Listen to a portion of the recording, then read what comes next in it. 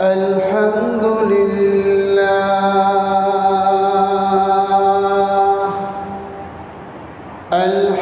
لله نحمده ونستعينه ونستغفره ونؤمن به ونتوكل عليه ونعوذ بالله من شرور أنفسنا ومن سيئات أعمالنا من يهده الله فلا مضل له ومن يضلله فلا هادي له ونشهد أن لا إله إلا الله وحده لا شريك له ونشهد أن سيدنا وسندنا وحبيبنا وحبيب ربنا ومولانا محمدا عبده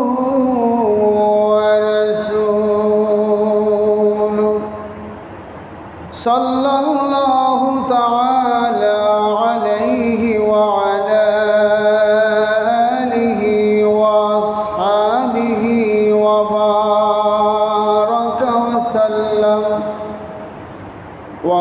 وبارك وسلم تسليما كثيرا الذي أرسله الله تعالى بالحق بشيرا ونذيرا وداعيا إلى الله بإذنه وسراجا منيرا أما بعد فأعوذ بالله من الشيطان الرجيم بسم الله الرحمن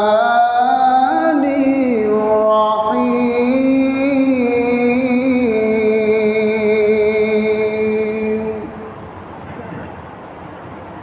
إن أول بيت وضع للناس للذي ببكة مباركا وهدى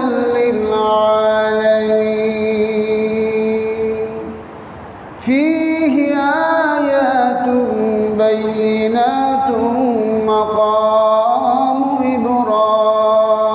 إبراهيم ومن دخله كان آمنا ولله على الناس حج البيت من استطاع إليه سبيلا ومن كفر فإن الله غني عن العالمين اللهم صل على محمد وعلى آل محمد সকলে পড়ি কামা সাল্লাইতা আলা ইব্রাহিম ওয়া আলা আলি ইব্রাহিম ইন্নাকা হামিদুম মাজিদ اللهم بارك على محمد وعلى آل محمد كما باركت على إبراهيم وعلى آل إبراهيم إنك حميد مجيد اللهم بارك على محمد وعلى آل محمد كما باركت على إبراهيم وعلى آل إبراهيم إنك حميد مجيد بلغ العلا بكماله كشف الدجى بجماله حسونة جميع خصاله صلوا عليه وآله بلغ العلا بكماله كشف الدجى بجماله حسونة جميع خصاله صلوا عليه وآله قالوا سبحانك لا علم لنا إلا ما علمتنا إنك أنت العليم الحكيم قال رب اشرح لي صدري ويسر لي أمري واحلل عقدة من لساني يفقهوا قولي الحمد لله আল্লাহ পাকের দরবারে লাখো কোটি শুকরিয়া যে মহান আল্লাহ তাআলা আমাদেরকে পবিত্র জুমার দিনে জুমার সালাত আদায় করার জন্য আল্লাহর ঘরে আসার বসার তৌফিক দান করেছেন। এজন্য সকলেই দিল থেকে শুকরিয়া আদায় করি, বলি আলহামদুলিল্লাহ। লক্ষ কোটি দুরুদ ও সালাম সাইয়্যিদুল মুরসালিন খাতামুন নবিয়্যিন নবী মুহাম্মদুর রাসূলুল্লাহ সাল্লাল্লাহু আলাইহি ওয়াসাল্লামের উপর। সম্মানিত মুসল্লিয়ানি কারাম, আল্লাহ পাকের দরবারে আবারও লক্ষ কোটি দুরুদ ও সুজুদ যে মহান আল্লাহ তাআলা আমাদেরকে সুস্থ রেখেই আল্লাহ তাআলার ঘরে আসার তৌফিক দান করেছেন। এজন্য মালিকের দরবারে আবারও শুকরিয়া আদায় করি, বলি আলহামদুলিল্লাহ। আল্লাহ পাক রব্বুল আলামিন আপনাকে আমাকে অসংখ্য অগণিত নিয়ামত দান করেছেন। দুনিয়াতে আমরা যা কিছু দেখতেছি সবগুলোই হলো আল্লাহ তাআলার নিয়ামত, সবগুলোই হলো আল্লাহ তাআলার সৃষ্টি। আমরা হলাম মাখলুক, আল্লাহ তাআলা হলেন খালেক। দুনিয়ায় যা কিছু দেখতেছি সব কিছুই আল্লাহ তাআলার সৃষ্টি। এই সৃষ্টির মধ্যে সর্বশ্রেষ্ঠ জীব হলো মানুষ। আল্লাহ পাক রব্বুল আলামিন আপনাকে আমাকে দুনিয়াতে উত্তম জীব হিসাবে আল্লাহ তাআলা দুনিয়াতে প্রেরণ করেছেন। আলহামদুলিল্লাহ। অনেক কিছুই আমরা দেখতেছি পৃথিবীর জমিনের মধ্যে। একটা লোহা, তাকে যদি পানিতে ফেলে দেওয়া হয় তাহলে সে ডুবে যায়। আর হাজার হাজার টন নিয়ে হাজার হাজার টনের লোহা নিয়ে একটা লঞ্চ চলাফেরা করতেছে, ডুবতেছে না। আল্লাহ তাআলার বহুত বড় দয়া যে আল্লাহ তাআলা আপনাকে আমাকে এই দুনিয়াতে মায়া মহব্বত করে আল্লাহ তাআলা দুনিয়াতে প্রেরণ করেছেন। এজন্য আল্লাহ পাকের দরবারে শুকরিয়া আদায় করি, বলি আলহামদুলিল্লাহ। সম্মানিত মুসল্লিয়ানি কারাম,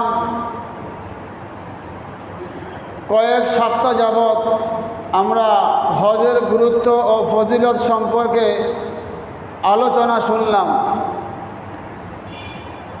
আজকে আলোচনার বিষয়বস্তু হলো বাইতুল্লাহর ইতিহাস, কাবা বাইতুল্লাহর ইতিহাস। আজ জিলকদ মাসের দ্বিতীয় জুমা। ইতিমধ্যেই আল্লাহ তাআলার প্রিয় বান্দা বান্দিগণ এক ধ্যান এক খেয়ালে আল্লাহ তাআলার ঘর কাবা বাইতুল্লাহ জিয়ারত করা এবং হজ করার উদ্দেশ্যে ছুটে চলছেন। মক্কার আকাশে বাতাসে তালবিয়া পাঠ করে তুলছেন মুখরিত করে। প্রত্যেক মানুষের একই স্লোগান, প্রত্যেক মানুষের মুখে একই আওয়াজ, আল্লাহু আকবার, আল্লাহু আকবার, লব্বাইক আল্লাহুম্মা লব্বাইক, লা শারীকা লাকা লব্বাইক, ইন্নাল হামদা ওয়ান নি'মাতা লাকা ওয়াল মুলক, লা শারীকা লাকা লব্বাইক। প্রত্যেক মানুষ, প্রত্যেক হাজী সাহেবরা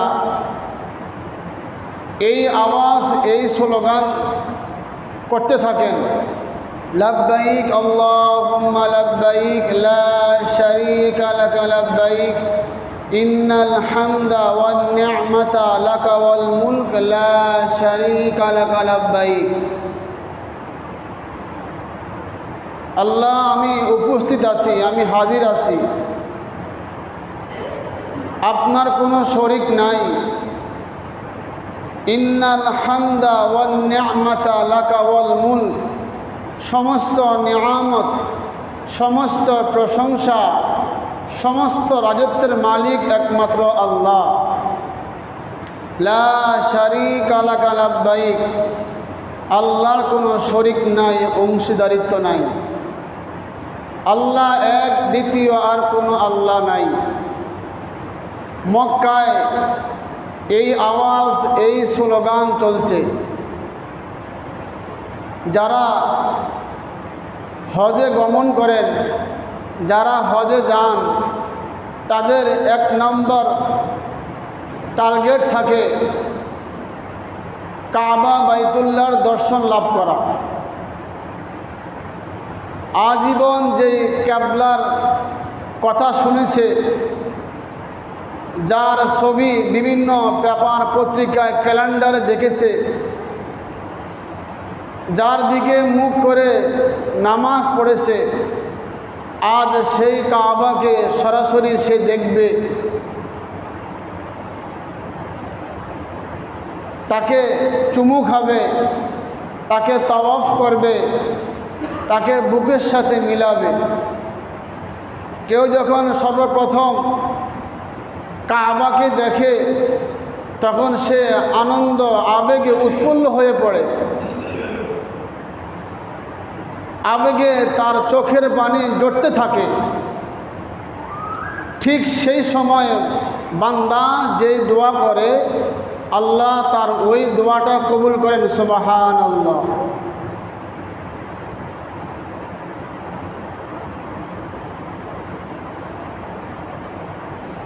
কাবা বাইতুল্লাহ পৃথিবীর প্রথম ঘর, প্রথম মসজিদ। এর চাইতে মর্যাদা সম্পন্ন পৃথিবীতে আর কোনো ঘর, আর কোনো জায়গা নাই।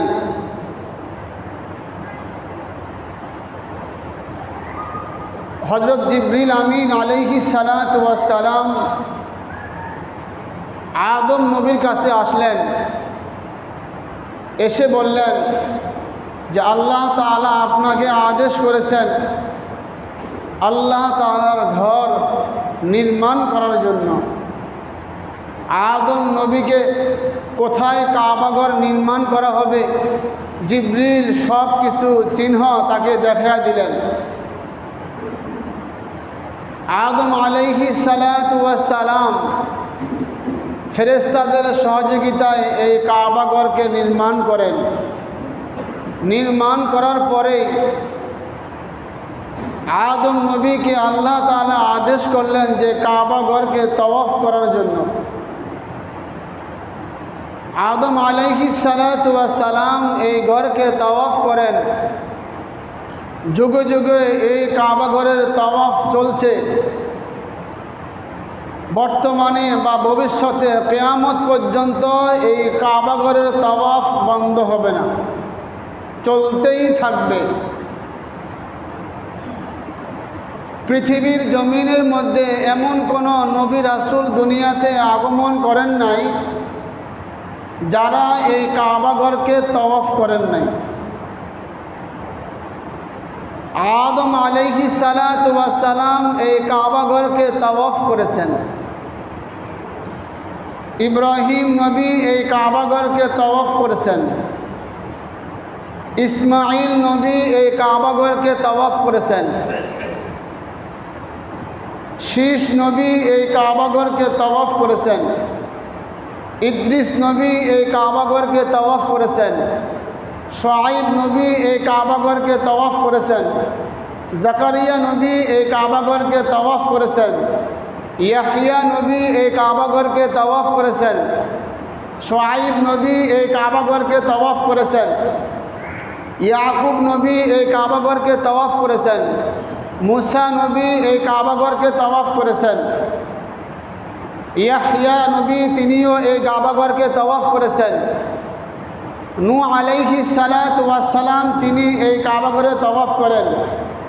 সর্বশেষ মুহাম্মাদুর রাসূলুল্লাহ সাল্লাল্লাহু আলাইহি ওয়াসাল্লাম এই কাবা ঘরের তওয়াফ করেন। নূহ আলাইহিস সালাতু ওয়াস সালামের জামানা শুরু হয়ে গেল। নূহ নবী ৯৫০ বছর ইসলামের দাওয়াত দেন, দ্বীনের দাওয়াত দেন। এই ৯৫০ বছরের মধ্যে ৮০ থেকে ৮২, ৪০ থেকে ৪২ জন মানুষ মুসলমান হন। নূহ নবী দ্বীনের দাওয়াত দেন ৯৫০ বছর। এই ৯৫০ বছরের মধ্যে ৮০ থেকে ৮২, ৪০ থেকে ৪২ জন মানুষ মুসলমান হন। নূহ আলাইহিস সালাতু ওয়াস সালাম যখন দেখলেন যে এই দাওয়াতের দ্বারা বেশি কাজ হচ্ছে না, তো নূহ আলাইহিস সালাতু ওয়াস সালাম আল্লাহ তাআলার কাছে দোয়া করলেন। قال رب إني دعوت قومي ليلا ونهارا। নূহ নবী বললেন যে আল্লাহ, তাদেরকে রাত্রে দিনে আমি দাওয়াত দিতাম। ফালাম ইয়াজিদহুম দুআই ইল্লা ফিরারা। নূহ আলাইহিস সালাতু ওয়াস সালাম বললেন যে আল্লাহ, যখনই আমি তাদেরকে দাওয়াত দিতাম তারা আমার দাওয়াত পায়া শুধু পলায়ন করত। এদেরকে আপনি পুরোপুরি ধ্বংস করিয়া দেন। আল্লাহ বললেন কেন? নূহ নবী বললেন, যদি আপনি এদেরকে বাঁচাইয়া রাখেন তাহলে এদের সন্তানগুলা তাদের মতো খারাপ হবে। মাবুদ গো, আপনি তাদেরকে সবাইকে ধ্বংস করিয়া দেন।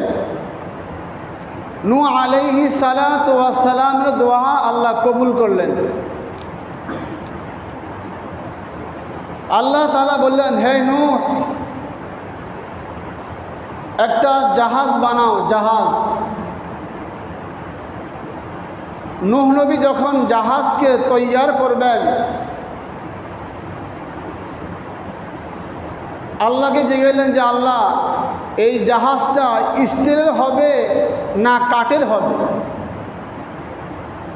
আল্লাহ তাআলা বললেন যে কাঠের দ্বারা জাহাজ তৈরি করো। নূহ আলাইহিস সালাতু ওয়াস সালাম আবার আল্লাহর কাছে প্রশ্ন করলেন যে আল্লাহ, কোন গাছের কাঠ দিয়া আমি এই জাহাজটা, আমি এই কিস্তিটা আমি নির্মাণ করব, তৈয়ার করব।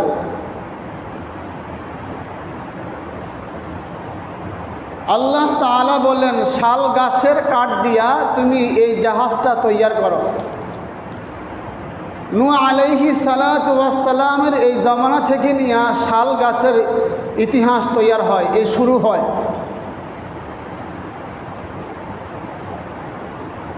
নূহ আলাইহিস সালাতু ওয়াস সালাম শাল গাছ সারা পৃথিবীতে খুঁজলেন, শাল গাছ কোথাও পাওয়া যায় না। তো আল্লাহর কাছে দোয়া করলেন যে আল্লাহ, শাল গাছ তো পাইতেছি না। তো আল্লাহ তাআলা জিবরিলের মাধ্যমে শাল গাছের ব্যবস্থা করে দিলেন। সুবহানাল্লাহ।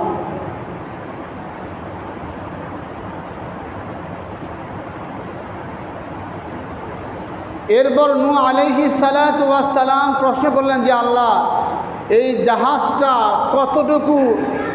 কতটুকু লম্বা হবে, এই জাহাজটা কতটুকু পাশ হবে, আর তার সামনেটা কতটুকু হবে। তো আল্লাহ তাআলা বললেন জাহাজটার লম্বা হবে 80 গজ, আর পাশ হবে 50 গজ, আর সামনের যেটা আসমানের দিকে এটা হবে 30 গজ। নূহ নবীর যে জাহাজটা ছিল আপনারা শুনছেন, সেই জাহাজটা লম্বা হলো 80 গজ, পাশ হলো 50 গজ, আর যেটা আসমান দিকে লম্বা এটা হলো 30 গজ। নূহ আলাইহিস সালাতু ওয়াস সালাম আল্লাহকে প্রশ্ন করলেন যে আল্লাহ, জাহাজটা কয়তলা হবে। আল্লাহ তাআলা বললেন জাহাজটা হবে 3 তলা। কয়তলা? 3 তলা। প্রথম তলার নাম হলো সুফলা, দ্বিতীয় তলার নাম হলো উস্তা, 3 নম্বর তলার নাম হলো উলিয়া। প্রথম তলার মধ্যে থাকবে হিংস্র প্রাণীরা, আর দ্বিতীয় তলার মধ্যে থাকবে গরু ছাগল, 3 নম্বর তলার মধ্যে থাকবে আমার প্রিয় বান্দা বান্দিগণ।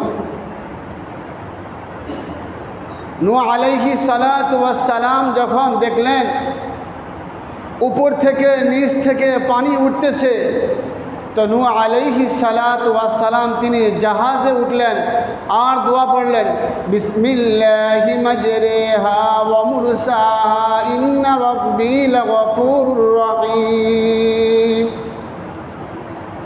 যদি কোনো জাহাজে উঠেন, স্টিমারে উঠেন, ট্রলারে উঠেন, নৌকায় উঠেন, বাস এই দোয়াটা পড়বেন, বিসমিল্লাহি মাজরিহা ওয়া মুরসাহা ইন্না রাব্বি লাগফুরুর রহিম।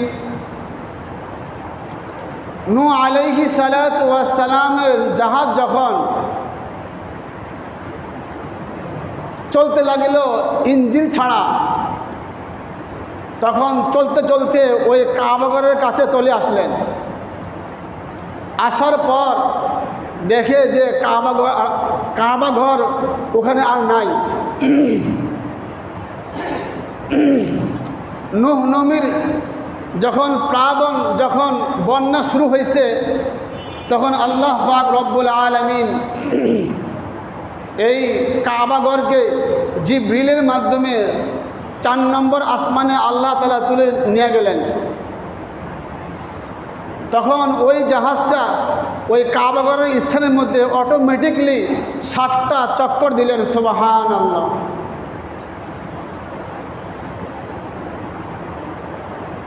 নূহ আলাইহিস সালাতু ওয়াস সালাম এবং ইব্রাহিম নবীর এই 2 নবীর মাঝখানে মাত্র 2 জন নবী আসছেন।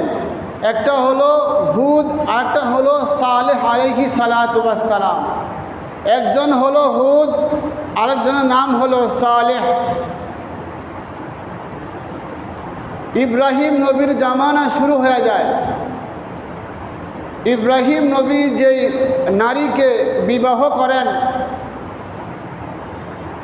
তার নাম হলো সারা।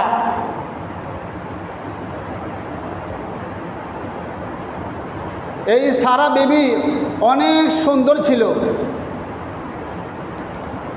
কিন্তু তার মনের মধ্যে অনেক কষ্ট, তার গর্ভে কোনো সন্তান হয় না।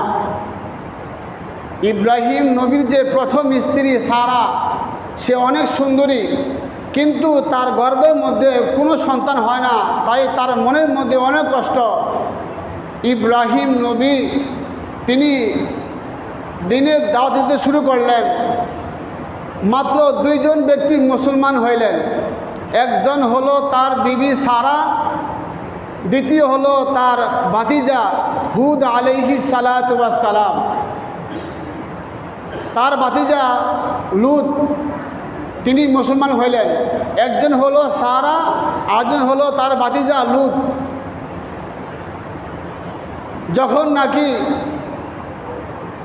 ইব্রাহিম নবী তার বিবি সারা এবং তার ভাতিজাকে নিয়ে শাম দেশে রওনা হলেন, শাম দেশে যাইতে মাঝখানে একটা রাষ্ট্র পড়ে, তার নাম হলো মিশর। তৎকালীন জমানায় মিশরের যে বাদশা ছিল তার নাম হলো সিনান ইবনে ওলিয়া। এই সিনান ইবনে ওলিয়ার চরিত্র বড় খারাপ ছিল।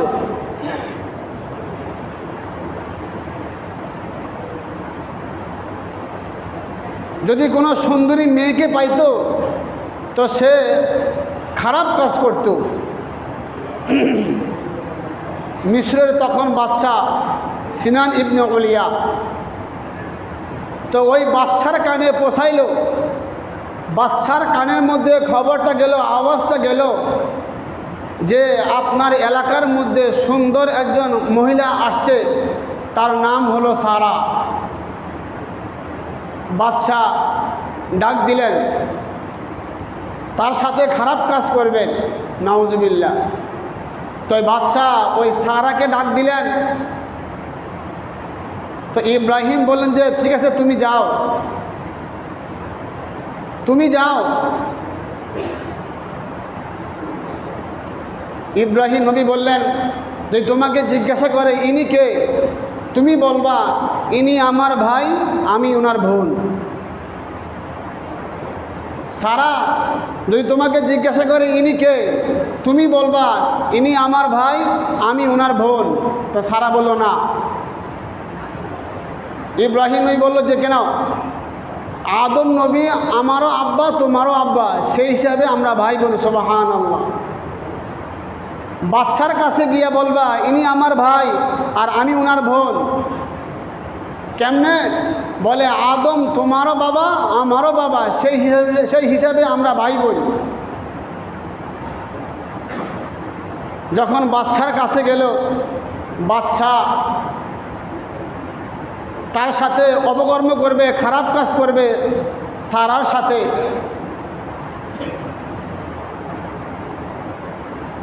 যে ইব্রাহিম নবী তাকে বললেন যে ঠিক আছে, তুমি রুম থেকে বের হয়ে যাও। ইব্রাহিম নবী যখন রুম থেকে বের হয়ে গেলেন,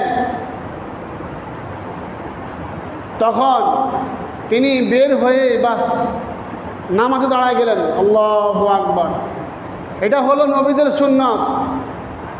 নবীরা যখন কোনো বিপদে পড়তেন সঙ্গে সঙ্গে বাস নামাজে দাঁড়া যেতেন। তো বাদশাহ ইবনে সিনান ইবনে ওলিয়া, তার চরিত্র হলো যদি কোনো বাস দেখতো মহিলাকে, সুন্দর মহিলা, তখন সে খারাপ কাজ করত, অপকর্ম করত। এই বর্তমান জামানার মধ্যে, এই বর্তমান সময়ের মধ্যে, বর্তমান দুনিয়ার মধ্যে সিনান ইবনে ওলিয়ার মতো বহু আছে মানুষ যারা সুন্দরী মেয়েকে দর্শন করতে চায়, ঠিক কি না? বিবাহ করার পরেও করে পরকিয়া। আছে না নাই? আছে না নাই?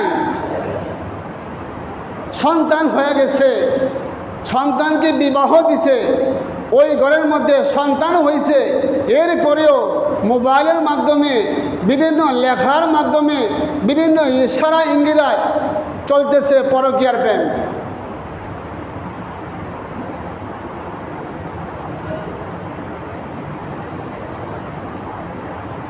তো সিনান ইবনে ওলিয়া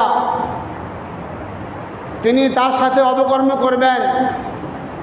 ইব্রাহিম নবী ঘর থেকে বের হইয়া আল্লাহর কাছে দোয়া করলেন, নামাজ পড়ে, আল্লাহ আপনি আমার স্ত্রী সারাকে আল্লাহ আপনি হেফাজত করেন, আল্লাহ আপনি হেফাজত করেন। তো আল্লাহ তাআলা ইব্রাহিম নবীর দোয়া কবুল করলেন। সুবহানাল্লাহ। আল্লাহ তাআলা বলেন, হে ইব্রাহিম, স্বামী হিসাবে তোমার সন্দেহ থাকতেই পারে, আমি আল্লাহ যতই তোমার স্ত্রীকে হেফাজত করি, স্বামী হিসাবে তোমার মনের প্রশ্ন থাকতেই পারে, জানি না আমার স্ত্রী কী অবস্থায় আছে, জানি না। আপনি হাজারো ভালো থাকেন, আপনি বিদেশে আছেন, দোকানে আছেন, বাহিরে আছেন, টেনশন, আমার বিবি কী অবস্থায় আছে, আমার মেয়ে কী অবস্থায় আছে, আমার সন্তানরা কী অবস্থায় আছে। যার সাথে বেশি মোহাব্বত তার সাথের মধ্যে বেশি থাকে সন্দেহ। আমার বিবি কেমন আছে, আমার মেয়ে কেমন আছে, আমার ছেলে মেয়েরা কোথায় আছে, সন্দেহ। তো আল্লাহ বললেন যে ইব্রাহিম, সিনান ইবনে উলিয়ার যে বাড়িটা তার দিকে তাকান। তো ইব্রাহিম নবী তাকাইলেন। তাকানোর পর তার এই বাদশার মাঝকে যত বাড়ি ছিল, গাড়ি ছিল, পাহাড় পর্বত ছিল, সব আল্লাহ তাআলা সরাই দিলেন। ইব্রাহিম নবীকে বা সরাসরি তার স্ত্রীকে দেখার জন্য আল্লাহ তাআলা ব্যবস্থা করে দিলেন। সুবহানাল্লাহ। দেখো, তুমি এখান থেকে দেখো তোমার স্ত্রী কি করতেছে, আল্লাহ ব্যবস্থা করে দিলেন। মুসলিম জাতির পিতার স্ত্রীর নাম হলো সারা, আর বাঙালি জাতির পিতার নাম হলো শেখ মুজিবুর রহমান।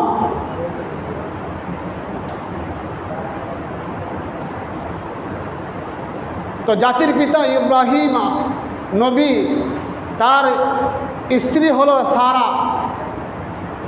যখন তার সাথে অপকর্ম করব, খারাপ কাজ করবে বাদশা, এমন টাইমে ওই বাদশার হাত এবং পা জমিনে দেবে গেছে।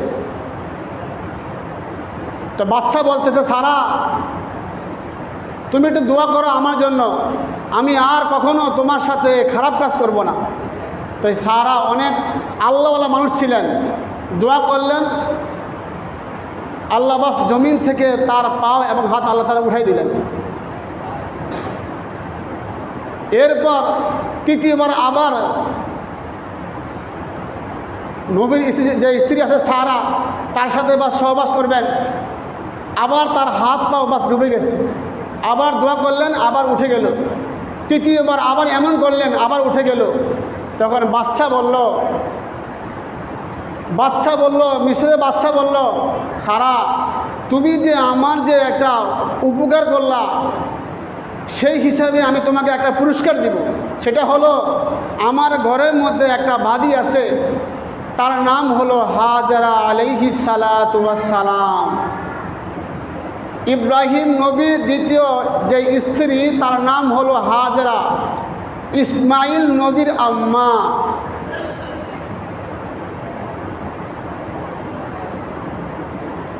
তো একজন নবীর স্ত্রী কতটুকু আল্লাহওয়ালা, কতটুকু ইমানদার, কতটুকু আমলদারি মানুষ, চিন্তা করা উচিত। তো আল্লাহ সুবহানাহু ওয়া তাআলা তাকে হেফাজত করলেন ওই বাদশার হাত থেকে। মুহতারাম হাজরিন, গত শুক্রবারেই বা আরও কয়েক সপ্তাহ যাবৎ যে বয়ানের চলতেছিল, সেটা হলো হজের গুরুত্ব এবং কি মর্যাদা সে সম্পর্কে। আজকে বয়ানের আলোচ্য বিষয় হলো বাইতুল্লাহর ইতিহাস, কাবাগরের ইতিহাস। কাবাগর কোত্থেকে আসছে, কে নির্মাণ করছে, কোথায় করল, তার বর্ণনা। তো যারা প্রথমেই মক্কায় যান হজ করতে, যারা হজে গমন করেন, তাদের এক নম্বর থাকে উদ্দেশ্য যে আমি কাবাঘরকে দেখব, তার দর্শন লাভ করব। কেন? বলে আজীবন যে কাবার কথা শুনেছি, আজীবন যে কাবার ছবি আমি দেখেছি, আজীবন যার দিকে নামাজ আমি পড়েছি, সেই কাবাকে আজকে আমি দেখব। তো ওই সময় দেখার সময় আল্লাহর কাছে দোয়া করা। আল্লাহু আকবার। তো আল্লাহ তা যাদেরকে বাস তৌফিক দান করেছেন হজে যাইবেন, আল্লাহ তাআলার ঘর কাবা বাইতুল্লাহ দেখে আসবেন। আল্লাহ কবুল করেন। সকলে বলি আমিন। এই জন্য মুহতারাম